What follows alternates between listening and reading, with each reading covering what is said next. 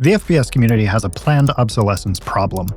One of the prevailing narratives is that once you hit 25, your aim skill and reaction times fall off a cliff and your neuroplasticity glazes over like an old BIOS, and that, unfortunately, it's now time for you to start your Total War, XCOM, and cargo shorts era. I just turned 40 and spent the past 4 months in aim trainers to see if the decline is a biological reality or just a convenient excuse for bad habits or skill issues. The bottom line here is that the washed at 25 myth is misinformation at best.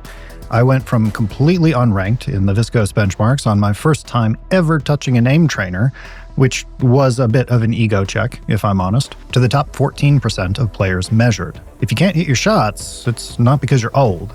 It's because your ergonomics are broken, your training lacks intent, and you're likely autopiloting your way into a plateau. Or you have an injury that physically caps your dexterity. So do aim trainers help? Yes, provided you approach them in the right way. And this entire experiment also brought about some benefits I didn't expect, which were frankly game-changing. Now for context, I'm not new to first and third-person shooters. I have irresponsible amounts of hours in UT99, CS 1.5, 1.6, and Source. Tribes, PlanetSide 1 and 2, you get the idea. Like many players, my free time to game diminished as I aged, because, grad school, work, responsibilities, and whatnot. And outside of some sporadic titles over the past decade, I largely swapped to Souls-likes, and was effectively detrained in aim skill by the time BF6 released. Now, because Battlefield has been my jam since 2002, except for these two, getting back into proper shape was a thing that I felt needed to happen. Most players develop their skill through purely experiential learning, just playing their primary title for hundreds or thousands of hours. Or perhaps they'll jump into deathmatch or custom servers for some faster-paced practice. Been there, done that, have the RSI to prove it, and the map of Scout's knives lives in my brain forever. But that's inefficient. It lacks repetition density. In attack FPS like CS or Valorant, you might spend upwards of 40 minutes in a match, but only engage in 20 meaningful aim duels. In a battle royale or extraction shooter, you might only get one duel the entire run. And in aim trainer, by contrast, you encounter hundreds of repetitions in a single 60-second session. This density allows for the efficient isolation of mechanical subskills: static clicking, dynamic clicking, precise tracking, reactive tracking, target switching. And each of these individually work to develop raw mouse control that ideally get your flicks to target fast and accurate, while also developing the tracking and movement reading skills necessary to keep your aim locked on to the 2 Adderall and 3 Red Bull deep movement demons on the other side of the match. Now, if you ask the average lobby about aim trainers, you'll get likely one of two extremes. Either they're placebo snake oil, worthy only of memes, or they're the secret sauce that turns any casual into a celestial rank god. Both are kinda wrong and kinda miss the point. Now, if you're already familiar with what an aim trainer is, feel free to skip ahead. There's chapters in the description. Other members of the back pain crew who aren't familiar with it, here's the cliff notes. An aim trainer, like KovaaK's or Aim Labs, is a simulation environment designed to strip away the noise of a game to reveal the pure signal of mouse control. Think of it like a hardware abstraction layer for your hands. In a game, your aim is layered under movement physics, recoil patterns, utility usage, map knowledge, game sense. If you miss a shot, was it because your reaction time was slow? Was it because you didn't account for the stop on your counter-strafe? Or was it because your raw mouse control is fundamentally jittery? You can't know without VOD review and the expertise to pick these events apart, because the game doesn't provide you with clean data. Aim trainers provide that data by isolating the physical act of aiming. They're essentially gyms where you perform high-intensity drills, short, often 60-second scenarios where you practice a specific mechanical problem until your brain is forced to adapt and solidify the skill. Now, as my old stats professor said, you can't change a thing unless you measure a thing, which brings us to the benchmark. Without a benchmark, aim training is effectively mindless clicking. This is where the memes come from. You need a standardized approach and metric developed with intent to know if you're actually improving in a way that's going to translate to your game of choice, or just getting better at clicking dots in a specific scenario. Voltaic and Viscose are the behemoths of the space right now, and both have created standardized benchmark playlists.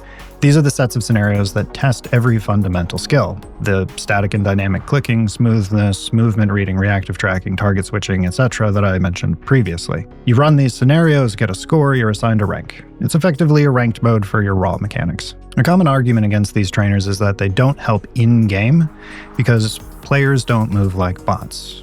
And this criticism can be valid at times. There are some scenarios and facets of the community that tend to be a bit more navel-gazy. This complaint in particular misses the point of transferable skill.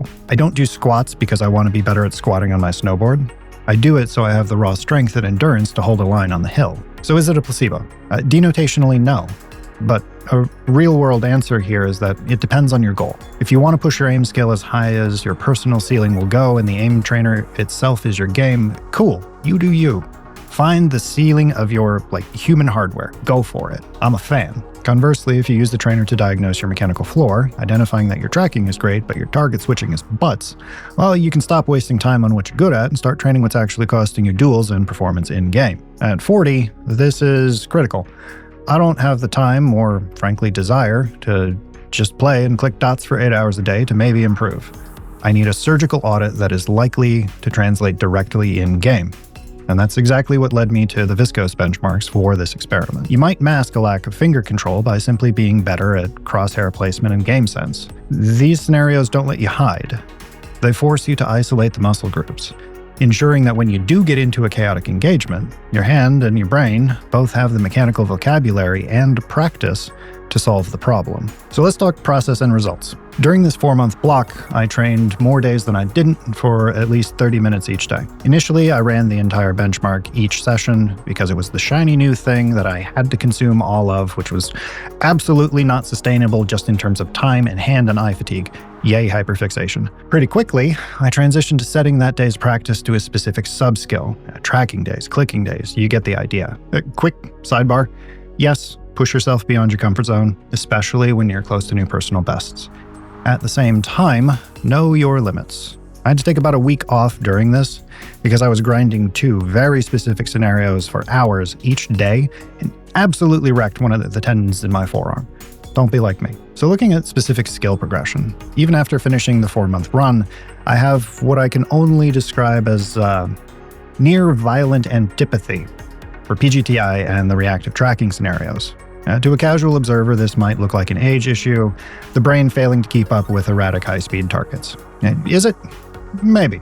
There's a bit of a chicken and egg going on here, in that I've never really enjoyed tracking heavy games with a high time to kill, even in my younger days. So my baseline skill with these is bad. Now, would I enjoy those games more if my skill there was more developed? Maybe. Do I want to focus on training it so that I can hop into Overwatch or Rivals? Not particularly. Even back when Overwatch first released and I played a grip of it, the community seemed hell-bent on speedrunning their way to League-level toxicity, and I'm of the opinion that we need to subsidize Riot in perpetuity so that League players stay quarantined within League instead of leaking into the wider internet. I have no desire to go back to that. My most rapid improvements were in target switching and dynamic clicking, which does track with my preference of game, low time to kill, high target count, low stakes per spawn titles. Think Battlefield and similar. Smooth tracking was rough for me initially, and I supplemented the benchmarks with some additional scenarios focused specifically on those skills. Overall, I finished off this 4-month run with Saffron and Celadon ranks, putting me in the top 14% of players that have used the Viscose ecosystem at the time of doing the math and writing the first draft of this script. Moving on to the linear nature of time as we all hurtle towards our own mortality and inevitable irrelevance. The standard cope is that after 25 or 30, the human brain enters a state of permanent architectural lock-in, and the nervous system starts to lag. From a technical standpoint, this is nonsense. My day job is in neuroscience, specifically behavior change and skill acquisition. I'll be drawing from that knowledge, but not burying you in jargon as we go through this. There'll be citations in the description for pertinent claims I make that require justification. Some studies posit that untrained human reaction time declines by approximately 6 to 10 milliseconds per decade. Now, for a 40-year-old, we're talking about a cumulative loss of maybe 15 to 20 milliseconds compared to a late teenager, early 20s individual. Specifically, that number is for pure reaction time, not trained anticipatory behavior or prediction, which is really what we're working with in competitive gaming environments. In the broader context of a multiplayer shooter, there's quite a few sources of latency we need to consider. Examples using my averages will be on screen somewhere as we go so that we can keep track of numbers. First, there's your anticipatory reaction time, which in my case ranges from anywhere between 130 to 160, 170-ish milliseconds. Then comes your PC's input latency, meaning how long it takes your clicks or movements to register within the game engine and display, which depending upon the game ranges from 7 to 15 milliseconds for my machine. And then you have the ping over the tubes of the internet from your machine to the server, which is usually in the realm of 25 to 60 milliseconds on fiber in the Midwest US to a server a reasonable distance away. So all told, if we average those out, we're looking at total input delay of 199 milliseconds. And if we assume worst case scenario of an extra 20 milliseconds for the 2 decades between me and a 20-year-old, that's a 10.05% difference, which does sound significant, but is a rounding error in essence for the 99% of us who aren't pro players. It is statistically irrelevant compared to the hundreds of milliseconds consumed by poor positioning, indecision, or a lack of mechanical awareness or mastery. The human brain is not a static piece of hardware.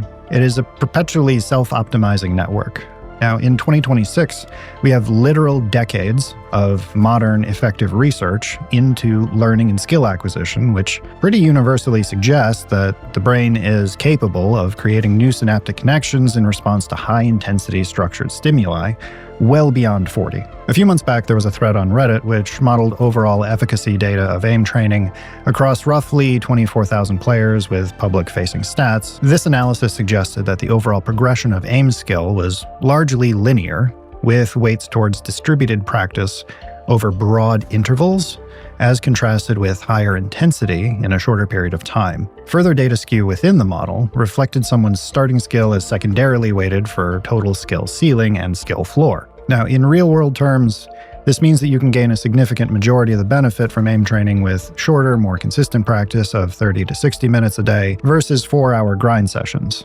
And if you're coming to the table with experience in precision mousing, your starting and ending points are likely to be higher when contrasted with someone without that background. Now, biologically speaking, there's a couple things at play here. Now, first, your brain can only solidify so much experiential learning at a time, and 2, muscle and tendon fatigue and RSI are very real things.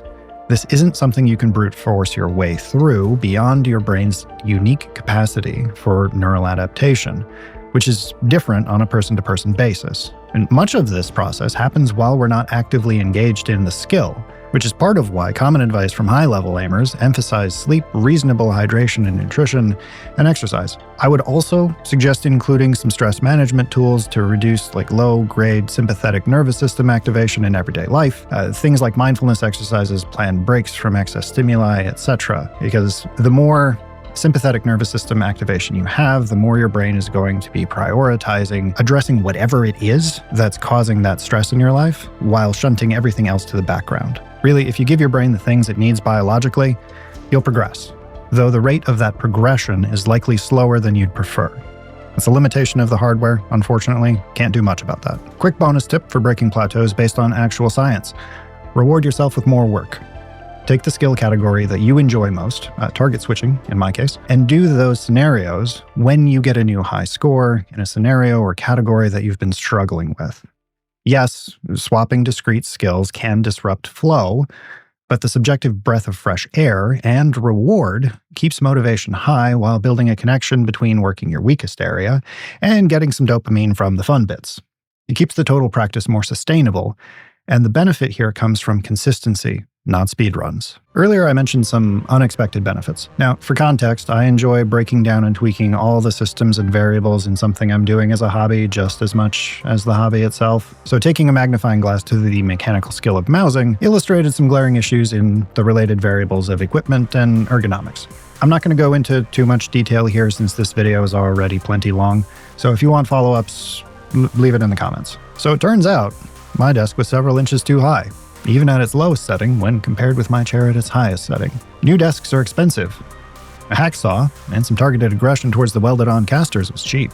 Problem solved. I've linked a rather good video in the description that goes into detail on setting proper desk height for aiming efficacy and long-term sustainability. It's good. Give it a watch. Now beyond that, I tested an obscene number of mice and mouse pads.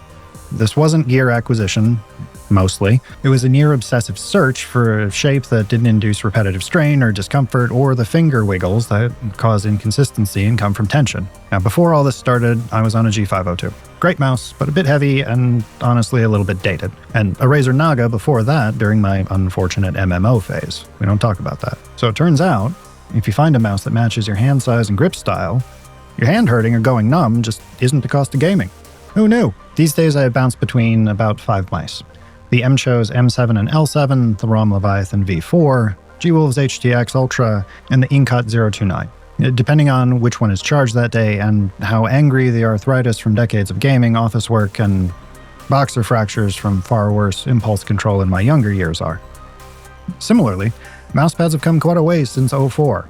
Shocking, right? There's speed pads, control pads, variances in static and dynamic friction, and spreadsheets to top it all off. You could write a dissertation on the topic. And realistically, I would say this has just as much impact on your aim as the mouse, if not more. Now, at this point, I have every commercially available artisan pad as well as some other offerings because I'm irrationally excited by data, but none of these really felt like a great fit for me. And then, I remembered that at my best, I was playing on a piece of glass that I'd dumped hydrofluoric acid on one side and spray painted the other so an old IntelliMouse could read it. And then I got my hands on a Wallhack 4, and my scores jumped 15 to 20% after I adjusted to glass again. Problem solved. Now I just need to sort out what to do with all these cloth pads. Maybe I can use them for soundproofing or something. So, 4 months, 140-ish hours in KovaaKs, and a questionable amount of money later, was it worth it? Now, I started this experiment having never touched an aim trainer, and my initial benchmark was a exceptionally humbling unranked. I finished the run in the top 14% of the Viscose Benchmarks and Saffron/Celadon at 40. Yeah, I'd say from a raw mouse control standpoint, it works. Now, more subjectively and arguably more importantly based on my personal goals, my aim in-game, regardless of the game, is miles more consistent. And the total package of equipment and ergonomics serves my purposes while hopefully remaining sustainable for many more years to come. If we wanted to shoehorn this into my usual burrito index for games, the price-to-value ratio here is staggering. For the cost of a $10 piece of software and 30 to 60 minutes of daily discipline, you get to reclaim a genre that you once enjoyed, or a competitive edge that the industry and community told you was gone forever. All told, the washed at 25 and retirement home at 30 narrative is a convenient lie, likely issued by people who would rather make excuses than do the work. My data suggests that, barring physical limitations from injuries, we're capable of high performance well into middle age, provided that it is treated with technical respect and structured intent. Stop blaming the calendar for your missed flicks. Your hardware is likely fine. Your firmware just needs a patch.